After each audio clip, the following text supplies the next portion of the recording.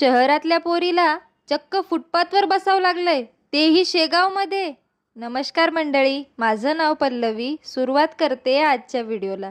दर्शन वगैरे झालं होतं, पेटपूजाही झाली. म्हटलं आता घराकडे निघावं. सगळं ओझं माझ्या मम्मीने घेतलं होतं बिचारीने. किती थकली आहे बघा ना.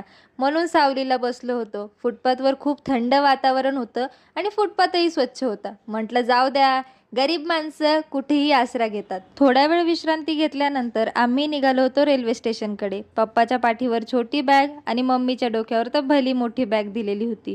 आपल्या फॉलोअर्सने आपल्याला सांगितलं होतं रेल्वे स्टेशन जास्त लांब नाहीये, रिक्षावाले खूप पैसे घेतील, पायी जाऊ शकता. म्हणून आम्ही पायीच रेल्वे स्टेशनला पोहोचलो. इथे पोहोचल्या मम्मीला काय झालं काय माहिती, फॅनची हवा खायची म्हणून खाली फरचीवरच जाऊन बसली. म्हटलं मी तिकीट काढते, तोपर्यंतच तू बसू शकतेस बरं का मम्मी.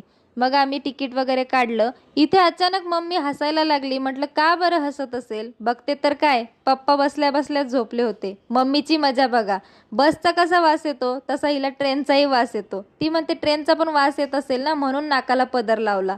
फायनली नाशिकची ट्रेन आलेली होती. आम्ही त्यामध्ये बसलो सुद्धा, पण मन मात्र शेगावमध्येच हुरकाळत होतं. कारण शेगावमध्ये जे 2 दिवस घालवलेत ना, त्यासारखे दिवस मी याआधी कुठेच घालवलेले नव्हते. इथे मम्मी पप्पा मस्त बसले होते. माझ्यासाठी जागा नव्हती म्हणून मी उभीच होते. शेगावकरांनो, खास तुमच्यासाठी. तुमच्याकडून मला भरभरून प्रेम मिळालं त्यासाठी आभार. आणि मी तुम्हाला येते असं सांगितलं नाही त्याबद्दल क्षमस्व. व्हिडिओ आवडला असेल लाईक करा, शेअर करा, सबस्क्राईब करायला विसरू नका. फॉलो देखील करा. Bye bye.